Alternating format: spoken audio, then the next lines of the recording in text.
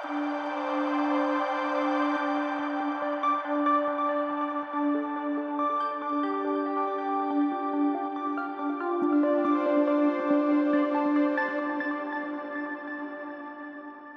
vais vous présenter la situation épidémiologique de la fièvre catarrhale ovine de la maladie hémorragique épizootique et j'ai rajouté la fièvre afteuse compte tenu de l'actualité récente en France et en Europe. Et donc tout d'abord, les orbivirus. Donc fièvre catarrhale ovine et maladie hémorragique épizootique sont des arbovirus qui appartiennent à la famille des Cédoréoviridae, au genre orbivirus, qui est une famille avec des genres très importants, dont les rotavirus. Mais donc les orbivirus ont 22 espèces virales et donc il y a trois maladies importantes en médecine vétérinaire. La fièvre catarrhale ovine, qu'on appelle aussi la blouton, la maladie hémorragique épizootique MHE ou HD, j'ai un peu l'habitude d'utiliser les deux termes, et la peste équine ou African sickness. Voilà. Alors la blouton ou fièvre catarrhale ovine, qu'on appelle aussi la langue bleue en anglais, puisque vous avez une cyanose de la langue. Je ne vais pas trop décrire ça, puisque j'ai déjà présenté ce genre d'infection. Donc aujourd'hui, on sait que ce virus est transmis par donc, des culicoïdes, des euh, moucherons de la famille des Ceratopogonidae, du genre Culicoides. Il y a à peu près 1200 espèces de culicoïdes de par le monde. Lorsque j'étais étudiant, donc c'était au millénaire dernier, il y avait 24 sérotypes qui étaient décrits avec une transmission vectorielle. Et depuis, on a quand même un peu travaillé et on en a trouvé 12 autres, donc de 25 à 36, qui sont, eux, à transmission donc directe. Donc une des questions, c'est est-ce qu'il s'agit d'herbovirus qui ont perdu leur capacité à être transmis par des vecteurs ou des virus qui ont gagné une capacité à être transmis par des arthropodes? On n'a pas le temps d'y réfléchir. Toujours est-il que ces maladies vectorielles sont quand même soumises à l'évolution et au dérèglement climatique. Et comme vous le savez, 2024 est la première année pour laquelle, même si un président américain, si j'ai bien compris, remettait ça en cause, a dépassé les 1,5 degrés, puisqu'on est à 1,57 degrés au niveau de la température du globe, il est évident qu'il y aura donc des répercussions en termes de maladies vectorielles, comme vous le savez. Et là, je vous ai mis ici une carte qui vous montre la répartition au niveau européen de Culicoides obsolutus, qui est un des vecteurs de la fièvre catarrhale ovine et de la MHE d'ailleurs aussi. Et vous voyez que on a tout ce qu'il faut pour que ce virus se développe très joyeusement en Europe. C'est ce qui se passe d'ailleurs. Donc, je vais revenir un tout petit peu en arrière. Donc, 1998, il s'est passé ça. C'est quelques éléments chronologiques. Je pense que tout le monde s'en rappelle plus ou moins. Et puis, avant 1998, l'Europe était complètement indemne de cette infection. Et lorsqu'on était étudiant, enfin, je ne suis pas sorti de l'école vétérinaire en 98, mais encore avant, il fallait aller en Afrique, en Asie, en Amérique du Sud pour travailler sur ces infections. Et on nous disait qu'elles arriveront jamais en Europe. Donc, je vous ai fait une petite synthèse très rapide, puisque là, il me faudrait plus qu'une demi-heure. Donc, en fait, c'est à partir des années, en gros, fin des années 90, début des années 2000, qu'on a vu apparaître un certain nombre de sérotypes à l'est du bassin méditerranéen ou en venant du Maghreb. En Corse, on a eu en 2000 le sérotype 2, puis on a eu le sérotype 4 en 2003, puis le sérotype 16 en 2004. Et puis, voilà, avant 98, l'Europe, encore une fois, était indemne puisque le bassin méditerranéen n'était pas complètement considéré, vu de Bruxelles, comme étant européen. Et depuis 1998, on a les sérotypes que vous voyez ici, 1, 2, 3, 4, 6, 8, 9, 11, 14, 25, 27. Encore une fois, j'ai absolument pas le temps de développer tout ça, mais il faudrait y consacrer une ou deux journées pour rentrer dans les détails, mais ça fait quand même une synthèse sur la situation épidémiologique disons, d'il y a une dizaine d'années. Donc 2023, donc là, je fais un grand bond dans le temps, donc il y a donc 2 ans. Qu'est-ce qui s'est passé? Donc, alors la France, à l'époque, était infectée de façon enzootique par le sérotype 4 et par le sérotype 8. Le sérotype 4 avait été présent en Corse, puis avait été ensuite amené par un éleveur qui faisait du commerce entre la Savoie et la Corse. Donc ces vaches qu'il amenait vélées en Corse, puis qui ramenaient vides en Savoie. J'ai toujours pas très bien compris la manœuvre, mais enfin bon, toujours est-il qu'elles sont revenues infectées par le sérotype 4. Et puis on avait du sérotype 8 qui était présent, donc on était infecté de façon permanente en zootique par le 8 et par le 4. Et en septembre 2023, donc là on est en 2023, on a vu un grand nombre de cas chez des moutons avec de la fièvre catarrhale ovine typique, mais très sévère, alors que le 8 qui circulait auparavant était beaucoup plus atténué. Donc là, je vous ai mis quelques articles de presse, et donc le 29 septembre, on avait 450 foyers dans les départements d'Aveyron, Cantal, Lot, Lozère, etc., enfin cette région. qui est connu pour la richesse, notamment de ses fromages. Je ne vais pas développer. Donc, puisqu'on parle aussi donc, de méthodes de séquençage, etc., on avait donc, dans le cadre d'un projet européen ANR, puisqu'on n'a pas reçu de financement spécifique. Je le dis, si j'oublie, ce sera vrai pour la suite. Donc, c'était un projet ANR que je coordonnais d'ailleurs, qui s'appelle PrevMedVet, franco-allemand, et on a utilisé donc, le MinION, qui est une méthode de séquençage rapide. Donc, je ne vais pas rentrer dans les détails, peut-être que Bertrand le fera, où on a pu, à partir donc, de 100 d'animaux infectés, eh bien, identifier ce virus, je dirais ces virus, parce qu'on a aussi fait la même chose pour le HD, la MHE dont je vous parlerai tout à l'heure. Toujours est-il qu'on a identifié et séquencé la totalité donc, du génome. Alors là, je parle de la FCO, donc sérotype 8 et aussi d'ailleurs le sérotype 4. Et donc, il y a 10 segments d'ARN double brin pour les virus de la fièvre catarrhale-ovine. Donc là, je vous ai mis que 2 segments, hein, mais c'est vrai pour les autres. Vous voyez qu'en rouge ici, on a des séquences qui sont très différentes de ce qu'on connaissait auparavant, avec des pourcentages de variation segment par segment très très significatifs et qui ne correspondaient pas à une évolution génétique normale d'un virus qui circulait en fait depuis 2006. Donc, on avait bien, en fait, et on a toujours 2 souches de BTV8, celle qui est arrivée en 2006 dans le nord de l'Europe, dont je vous avais parlé il y a quelques années, et puis celle-ci, qui ensuite, d'ailleurs, on l'a répandue joyeusement en Corse, puis après, il n'y a pas de raison de ne pas l'envoyer à nos collègues sardes, et puis après dans le nord de l'Italie, et puis aux Espagnols. Donc là, on pulvérise, on disperse, comme disait Bertrand Blier. Et en fait, aujourd'hui, on n'a toujours pas d'informations sur l'origine de ce virus. Alors, je me rappelle, puisqu'on parlait d'Henri Brugère, en 2015, vous savez que le sérotype 8 qui était arrivé en 2006 avait quasiment disparu après une campagne de vaccination massive obligatoire, sans passe sanitaire, sans QR code, sans machin. Et puis ensuite, il est réapparu en 2015. Et il est réapparu dans le village de Loroux de Bouble. Et je crois qu'il m'avait dit qu'il connaissait très bien. Je crois même qu'il était originaire de ce village, ou en tout cas qu'il connaissait ce village dans l'Allier. J'avoue que je ne connaissais pas Loroux de Bouble dans l'Allier. Et en fait, ce virus est réapparu, mais quand on le suivait génétiquement, c'est le même virus que celui de 2006. Ce qui est différent ici, puisque lui, il est différent. Donc, c'est une autre introduction sans qu'on ait d'explication. Donc, sur l'année 2023, donc là, c'est les données de janvier 2024, mais qui correspondent à ce qui s'est passé l'année d'avant, évidemment.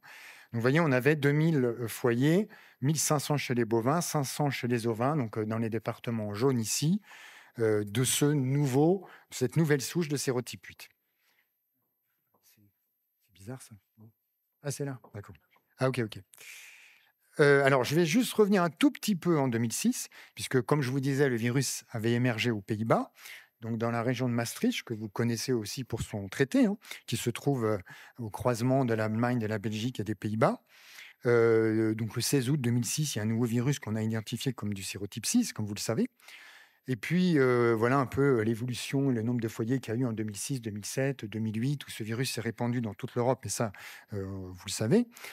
Et puis, en fait, de 2008, etc., de 2009 à 2023, les Pays-Bas, et d'ailleurs tout le nord de l'Europe, étaient complètement indemnes de la fièvre catarrhale-ovine. Après une campagne massive de vaccination, le virus avait été éradiqué. Et puis, en 2023, eh bien, à partir de cet animal, le virus sérotype 3 a été cette fois isolé. Donc, vous avez un peu ici cet article de mes collègues hollandais qui démontre et qui montre la vitesse de diffusion de ce virus. On est au 3 septembre et on est fin septembre. Et vous voyez le nombre de foyers qui a très très vite évolué avec ce nouveau sérotype en 2023, complètement nouveau. Donc là, c'est la même chose, comme les maladies vectorielles ne connaissent pas les frontières, n'ont pas de passeport, etc. Et c'est pour ça que dans ces maladies, il faut quand même une gestion européenne et pas nationale. Enfin, je passe. Le virus est allé en Allemagne, est allé en Belgique. Il a même traversé la Manche, comme avait fait d'ailleurs le sérotype 8 il y a quelques années auparavant. Et donc, voilà. Alors, évidemment, les collègues hollandais ont séquencé ce virus et essayé de comprendre l'origine de cette souche. Et donc, je vous synthétise ça. Ils ont regardé par rapport à toutes les séquences présentes dans les bases de données. Et en fait, aujourd'hui, on ne sait pas d'où il vient. Il est différent de tous les virus sérotype 3, y compris les souches vaccinales sud-africaines. Donc, on ne sait pas d'où il vient. Alors, juste un petit article ici qu'ils ont publié et qui montre un peu les conséquences clinique, pour les gens qui disent que la fièvre catarrhalovine, ça ne provoque rien, bah, il y a eu quand même une mortalité 4 à 15 fois plus importante chez les moutons. Il y a même eu aussi des chèvres qui sont mortes. Et quand vous mettez dans une même salle des éleveurs qui ont vu de la fièvre catarrhalovine sérotype 3 arriver et ceux qui ont vu du sérotype 8 ancienne formule, les uns disent que ça donne rien et les autres disent que absolument pas. Et c'est d'ailleurs beaucoup plus efficace de faire ça que quand c'est quelqu'un comme moi qui le dit, puisque je ne suis pas éleveur, mais au sein donc de la communauté des éleveurs, c'est des arguments qui portent fort. Ça a vraiment eu des conséquences économiques et cliniques très importantes.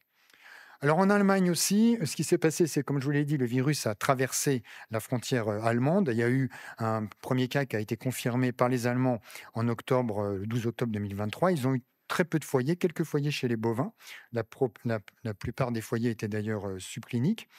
Et puis, les Allemands ont eu encore d'autres cas. Alors là, j'arrive un tout petit peu 2024. Ils ont utilisé un autovaccin. Donc, vous savez que les Landes sont très indépendants.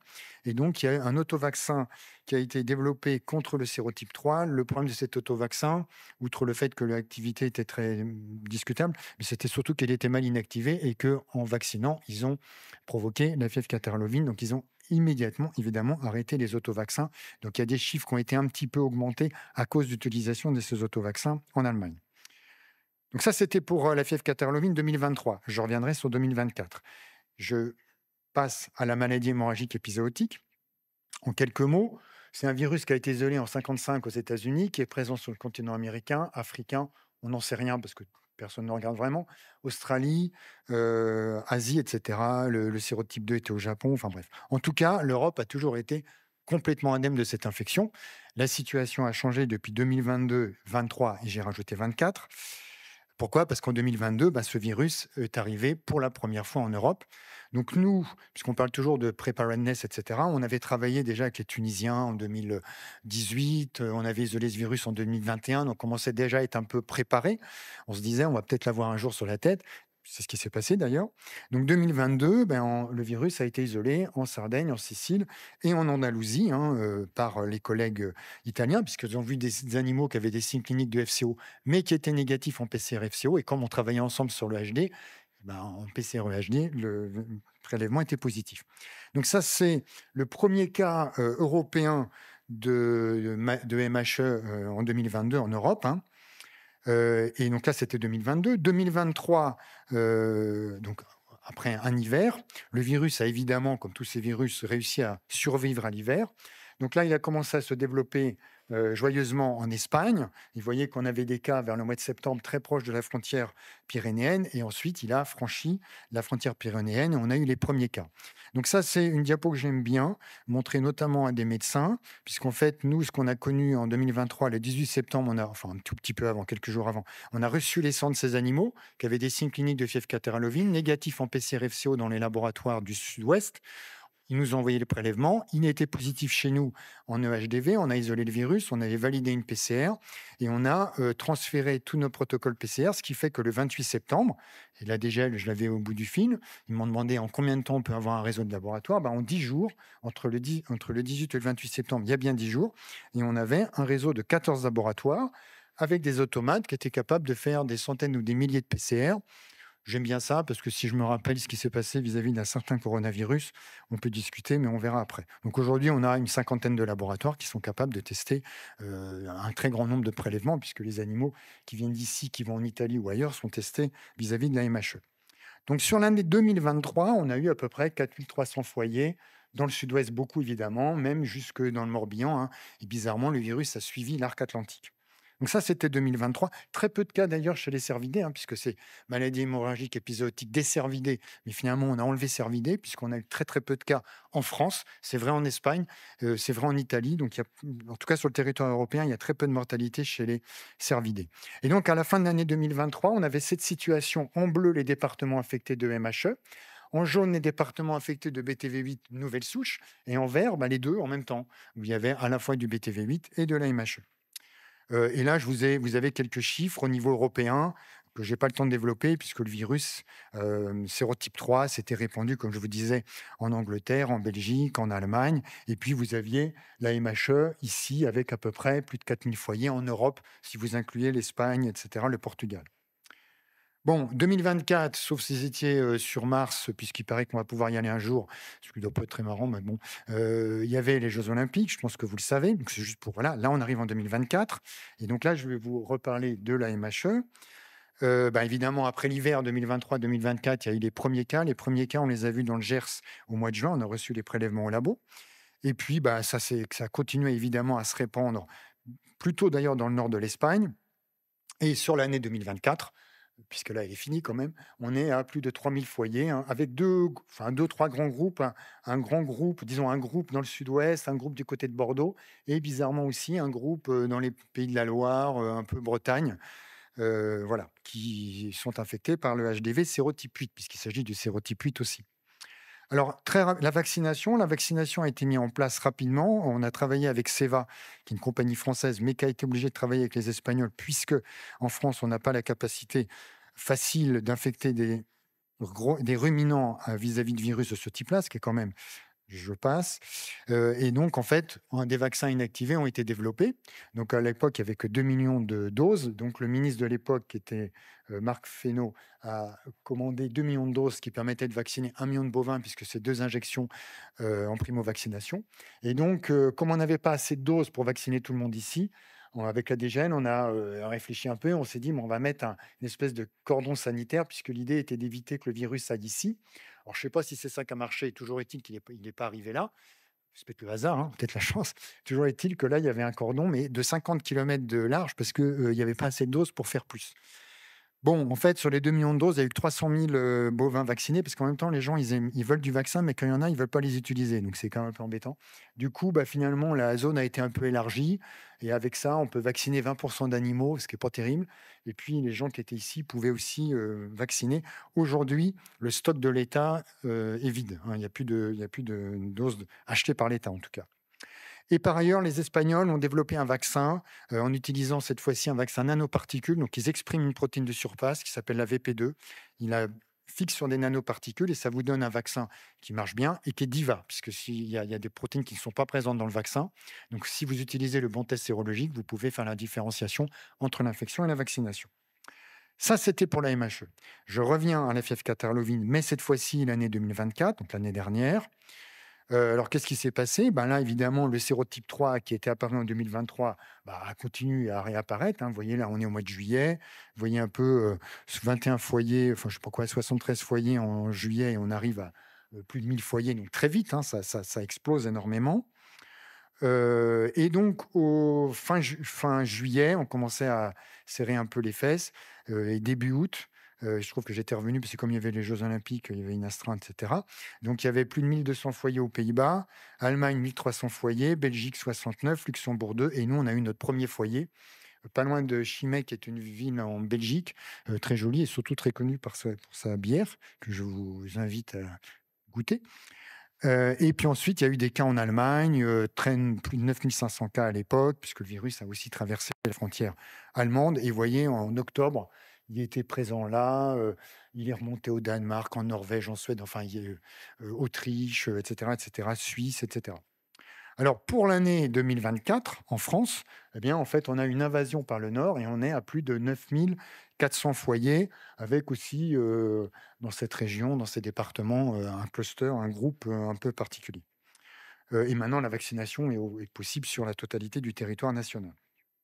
Il y a 2 vaccins qui ont une ATU en France, le Bultavo de Behringer et le Bluvac, qui est produit par CZV et puis commercialisé, enfin mis à disposition par Melchior, bovin en vin.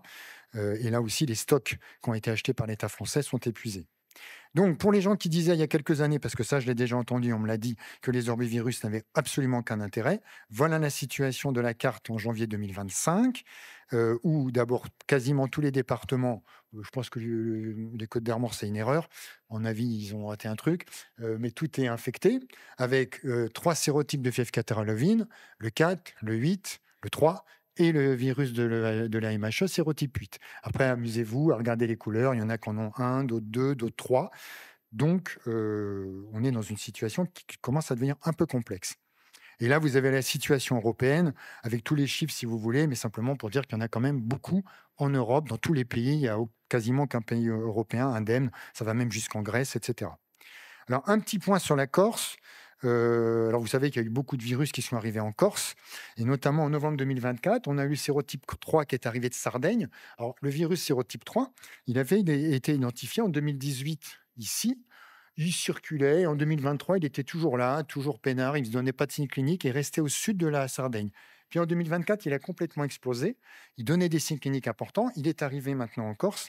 Et avec les collègues italiens, quand on séquence ce virus, on se rend compte que le virus, c'est un réassortant entre le sérotype 3 et le sérotype 4. Et donc, on a un nouveau virus qui a muté, enfin, qui a intégré des gènes d'un autre sérotype et qui a augmenté donc, sa virulence. Alors, on ne s'arrête pas là. Qu'est-ce qui s'est passé encore? C'est assez drôle parce que Melo Olverda, c'est un jeune qui vient juste de remplacer Pete Van Rijn, qui part en retraite, qui est mon homologue, on se connaît depuis 30 ans. Et j'ai regardé dans Google quelqu'un que surpris. Je suis tombé sur lui et c'est exactement, c'est le sosie de Melo Olverda. C'est pas lui, mais c'est assez incroyable. Donc, toujours est-il que lui vient juste d'arriver et il y a eu un nouveau virus, sérotype 12, isolé en 2024 aux Pays-Bas. Alors en fait, qu'est-ce qui s'est passé? Ils ont eu un mouton qui avait des signes cliniques de FCO. Ils se sont rendus compte que ce virus était PCR FCO positif, PCR sérotype 3 négatif. Donc ils ont regardé, ils ont cherché, ils sont tombés sur le 12. C'est d'ailleurs un mouton qui se trouve à 20 km du premier cas qu'il y avait eu en 2023 de sérotype 3, qui par ailleurs est pas très loin de l'aéroport de Schiphol, aéroport international quand même. Et puis, il y avait un autre bovin à côté, enfin bref. Donc, en tout cas, ils ont séquencé tout ça, ils ont trouvé du sérotype 12. Et quand vous séquencez et que vous comparez aussi avec toutes les souches disponibles, sachant qu'il n'y en a pas beaucoup, en fait, rien ne colle et on ne connaît pas l'origine donc, de ce virus. Aujourd'hui, ils ont 11 foyers, un poil plus de 11 foyers, surtout ici, et puis il y en a un là, ici. Bon, là, évidemment, tout est gelé parce que c'est l'hiver, donc c'est l'avantage des maladies saisonnières. On a beaucoup de boulot entre juin et décembre, et on est un peu plus cool entre janvier et, disons, mai à peu près.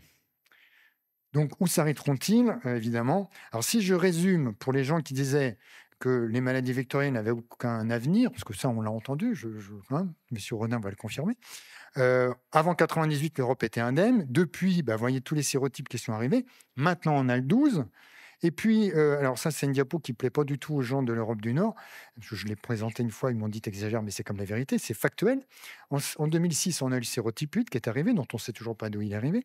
On a eu le sérotype 6 en 2008, probablement souche vaccinale aux Pays-Bas. Le 11 en Belgique, 2008, parce que les gens, ils ont oublié ça. Le Schmallenberg en 2011. Alors, ce n'est pas un Orbi, c'est un Bunia, mais enfin, c'est quand même transmis par diculicoïdes aussi, qui est arrivé dans le nord de l'Allemagne. Le BTV 14 en 2012, on a eu le BTV 3 en 2023 et le BTV 12 en 2024. Donc, sans être un épidémiologiste de haut vol, bien que diplômé de l'Institut Pasteur en épidémiologie quand même, je pense qu'il se passe un truc. Mais bon. Alors, ça, c'était pour les orbivirus, hein. Et donc, j'ai rajouté quelques diapositives rapides sur la fièvre afteuse, puisque vous n'êtes pas censé ne pas savoir que la fièvre afteuse est réapparue en Allemagne, en fait, dans la nuit du 9 au 10 janvier. Donc, il se trouve que moi, j'étais à Marrakech parce qu'il y avait le réseau méditerranéen de santé animale. J'ai été appelé par mon collègue Martin Beer du FLI, c'est le laboratoire de référence allemand, qui m'a dit on a reçu un prélèvement d'un buffle asiatique. Buffle asiatique et Allemagne, c'est pas forcément évident comme ça automatiquement. Et ils avaient des charges virales très élevées avec un CT autour de 20-25 dans différents organes. Et ça a été quand même assez surprenant. Donc nous, on a reçu aussi la souche. Donc en fait, ça a commencé dans un élevage où il y avait 14 buffles asiatiques qui se trouvent à peu près à 80 km de Berlin. Vous avez Berlin, c'est ici, à Hauptgarten, dans l'état de Brandebourg. Il y a eu il y a eu 2 buffles qui sont morts, puis le troisième, ils ont su le prélèvement du troisième, fièvre afteuse. Contrairement à ce que j'ai pu lire, c'est pas une contamination de laboratoire, ou alors là, c'est très, très bien organisé, parce que le virus, il est isolé. Les Allemands l'ont, nous, on l'a. On a la séquence, on a le sérotype, on a le topotype, on a tout. Donc là, franchement, c'est pas une rumeur, hein. Par contre, après, les collègues allemands, parce que du coup, je ne me rappelle plus de mes diapos. Oui, donc ils ont évidemment suivi la réglementation européenne avec une zone de protection de 3 km et une zone de surveillance de 10 km. Ils ont abattu un élevage de 170 porcs qui se trouvaient à côté. Alors, ces porcs ont été testés, ils sont séronégatifs, PCR négatifs, et morts, ils ont été abattus.